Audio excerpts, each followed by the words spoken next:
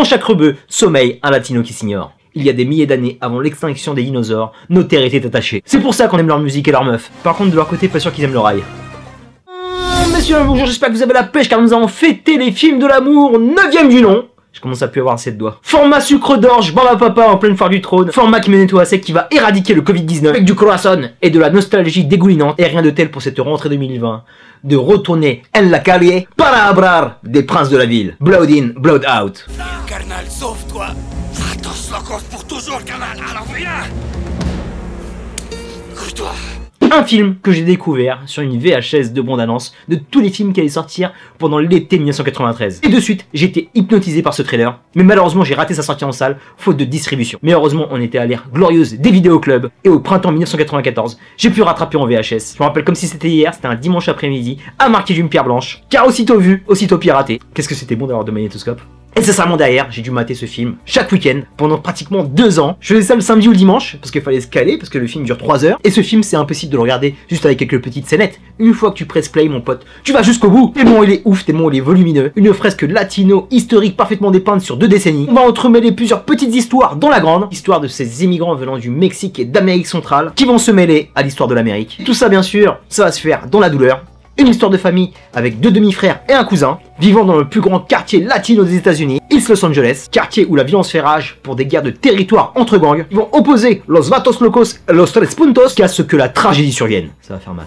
Et ce film va basculer dans une véritable tragédie grecque. En 3 actes, on va suivre la destinée de nos 3 chavalitos, que cet événement funeste va changer à jamais. Paco va se diriger vers les forces de l'ordre afin de protéger et de nettoyer les rues. Cruz s'exprimera par l'art pour montrer la beauté de sa culture. Et Miklo va s'élever en prison pour le meilleur et surtout pour le pire. Et à travers ces 3 protagonistes, il faut créditer à tout prix le travail du réalisateur-producteur Taylor Hackford, car bien que ce soit pas un documentaire voire un reportage d'investigation, ce film est en recherche permanente d'authenticité. Le réalisateur de Officer and Gentleman et de La Bamba, beaucoup plus tard sur le magnifique L'Associé illégale, faudra peut-être en parler dans les films de l'amour aussi, je kiffe ça. Pour que ce film se fasse dans une véracité des plus totales et des plus respectueuses, la culture latino, des rues, on va retrouver comme directeur de la photo le Mexicain Gabriel Beristain, qui va nous donner une parfaite palette de couleurs chaudes qui sied parfaitement au film. C'est riche, c'est coloré. Idem pour les lieux choisis, c'est shooté en plein East Los Angeles. Toujours dans cette recherche de verdad, Taylor va s'associer à l'écriture, au Shakespeare latino, ancien gang members et aussi ancien tola, le poète Jimmy Santiago Baca, qui incarne un des membres de la Honda dans la prison, Gato, qui va l'aider à l'écriture du scénario. Alors là, on pouvait pas faire plus vrai, mon pote, hein. La prison, parlons-en, amigo. Taylor a contacté le directeur de la prison tristement célèbre de Saint-Quentin, et sur en plein tournage en 1992, Daniel Vasquez,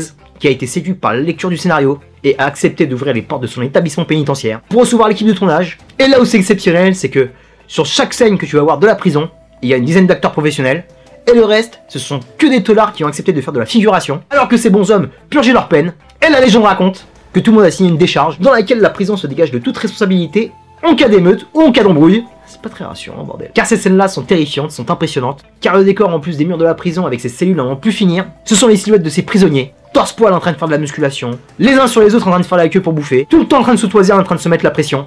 Et ces scènes ont été tournées pendant 5 mois, donc ça n'a pas eu lieu très évident tous les jours pour les acteurs comme pour ces tolards. Et c'est vraiment mortel que tout le monde ait joué le jeu pour nous donner un tel film. Bravo aux tolards, aux comédiens et au staff technique. Que hermoso! Avec Blood in, Blood out, on a aussi de la tangibilité, que ce soit au niveau du lifestyle, au niveau des tenues, les tattoos, les signes gangsta, le cholo style qui a été démocratisé à partir de ce film et d'autres dont je parlerai après. Cette double culture, ce double langage hispano-américain qui a traversé le temps et les frontières pour arriver à nous et qui est durablement resté. Comme ce côté mythologique religieux à travers les peintures de Closito où se croisent la Vierge Marie comme les divinités aztèques ou les traditions locales avec ce fameux barbecue dans les backyards qui côtoie El Dio de los Muertos. East LA, c'est un pays dans le pays. Cette œuvre est à la fois divertissante, prenante, terrifiante, car tu vas apprendre un véritable street langage véridique sur une culture qui était complètement étrangère pour moi à l'époque. Les Princes de la Ville, c'est comme un condensé sociologique, voire anthropologique. On peut voir aussi que le film est à charge sur l'Amérique, sur le système carcéral américain, sur le traitement de son immigration, sur son évolution, sur l'arrivée en masse des clandestins.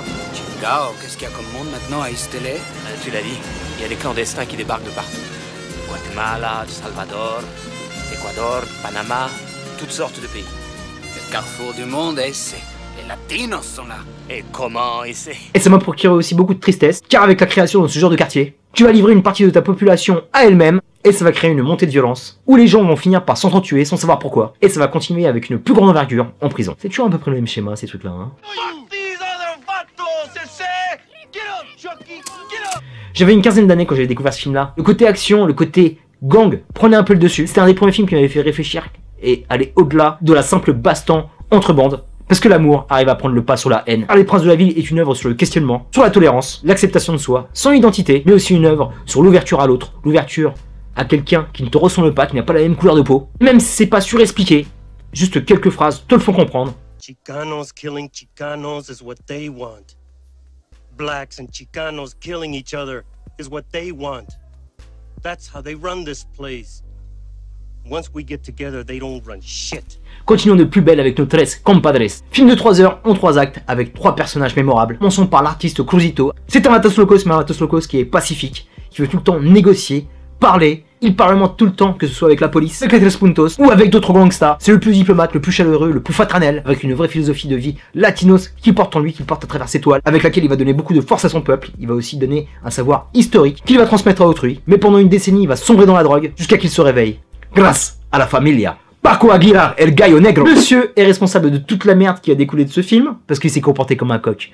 Un coq, c'est fier, c'est arrogant, mais ça reste un poulet. Et en fait, Paco, tu comprends au fur et à mesure du film que c'est le mec qui a le plus peur. C'est un mec qui va porter un fardeau énorme sur lui, poids de la faute, parce qu'il va culpabiliser à mort par rapport au handicap à vie de son demi-frère, à son cousin Miklo. Il va tout faire pour se racheter, en embrassant la loi, pour le pouvoir des latinos qui s'entretuent pour de la drogue et de l'argent. Mais ça va être un peu plus compliqué que prévu, et il va se passer des choses tragiques, où pendant tout le récit, ils vont se recroiser, s'opposer, se diviser, et encore se rejoindre. Miklo Velka, c'est l'anti-héros parfait, c'est le personnage central de ce film, car c'est lui qui va passer le plus de temps à l'écran. À cause de son métissage, il n'a jamais été accepté par son père, ni par son cousin qu'il admire tant, Paco, et ni par le gang des Vatos Locos qu'il voulait intégrer à tout prix. En fait, il va appliquer la philosophie que lui impose son cousin. Life is a risk, la vie est un risque. Et comme il veut se comporter en bon carnalito, c'est lui qui va risquer la mort sur tout le film. Et c'est comme ça qu'il va s'accomplir, il va s'accomplir avec le risque. Tout va se jouer à un fil. Un type qui a été sous-estimé de bout en bout, mais il va te surprendre. Un parfait caméléon qui va s'adapter à l'environnement dans lequel il est, que ce soit son quartier de East Los Angeles ou que ce soit la prison. Il va arriver tout en bas de l'échelle et il va grignoter chaque étape, chaque étage pour en être le boss. Un des membres les plus importants des Vatos Locos, et il va arriver en prison pour trouver une autre famille, sa deuxième famille la plus importante, la Honda, où il va devoir prouver sa légitimité en rentrant dans le cercle des soldados pour en devenir le parrain. Et bien que ces 3 canales ont des pensées différentes, qu'ils doivent s'opposer, qu'ils doivent s'affronter, ils seront toujours liés par le tatouage, et bien au-delà du tatouage, les liens du sang, car il peut se passer n'importe quoi sur Terre. Ton frère restera toujours ton frère. Et la plus belle chose par rapport au Prince de la Ville, bien qu'il soit un des meilleurs films de gang ever, bien qu'il soit un des meilleurs films de prison de l'histoire, ça reste un des plus beaux films sur le pardon, sur la rédemption. Juste à voir à l'acte final, quand Paco et Cruz vident leur sac, encore en s'opposant, cette fameuse Fernand Latino del Barrio, qui faisait le dur, qui faisait le badass pendant tout le film, qui faisait le rebelle, qui essayait de remettre de l'ordre, qui essayait de sauver tout le monde.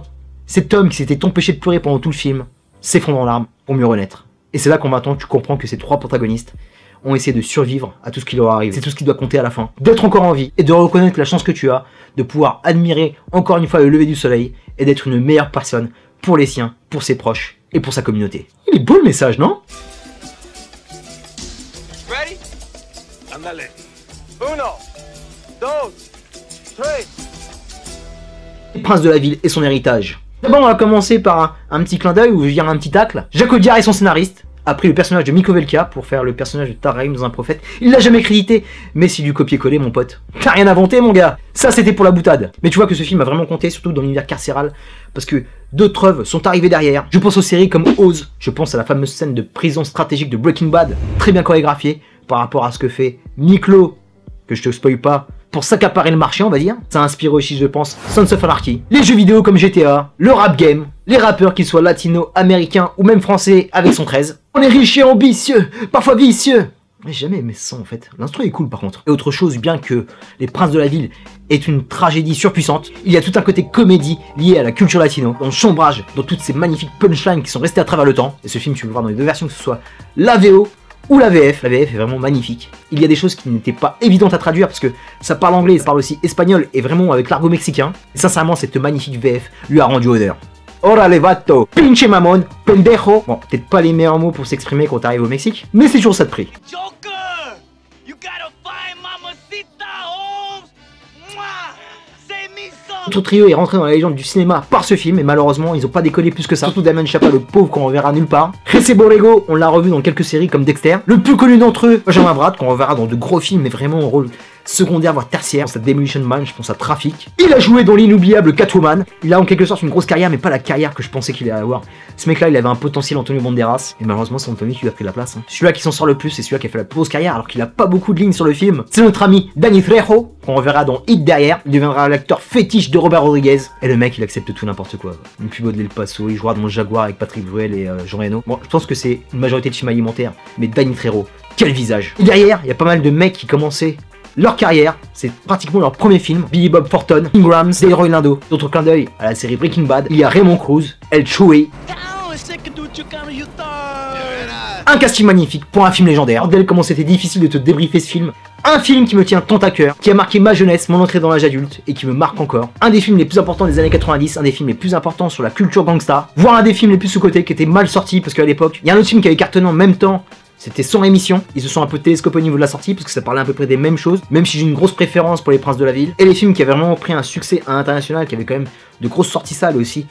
Une grosse couverture en VHS, c'était Boys in the Hood et Menace Society, qui veut parler de la délinquance des Afro-Américains, mais ça restait en plus sur la même ville. Et ils sont tous arrivés malheureusement au même moment, parce que franchement Les Princes de la Ville, c'est largement niveau parrain. On aurait même pu faire des suites sur la Honda, sur ce qui se passe après par rapport aux prisons, ce qui se passe par rapport à Paco en tant que flic, ça aurait été vachement intéressant. Et c'est limite dommage qu'on se soit arrêté là, même si ces 3 heures sont vraiment fabuleuses. C'est toujours magnifique à revoir, presque 30 ans plus tard, et c'est un film que je te conseille fortement si tu l'as pas vu. Terminus pour ce film de l'amour, je te dis à très bientôt pour de prochaines vidéos. D'ici là, porte-toi bien. Merci pour tes likes, tes partages, tes commentaires. Est-ce que tu as vu Les Princes de la Ville? Mets-moi un petit commentaire d'amoureux de la toile. Vatos locos pour toujours, et c'est... That Tender Trap 72, Rukas got their heart broke, and I kicked your ass. Shit, no shit, man. I'm breaking hard dead faces. Vato. Oh, Sika, shit. You still can't dance, eh?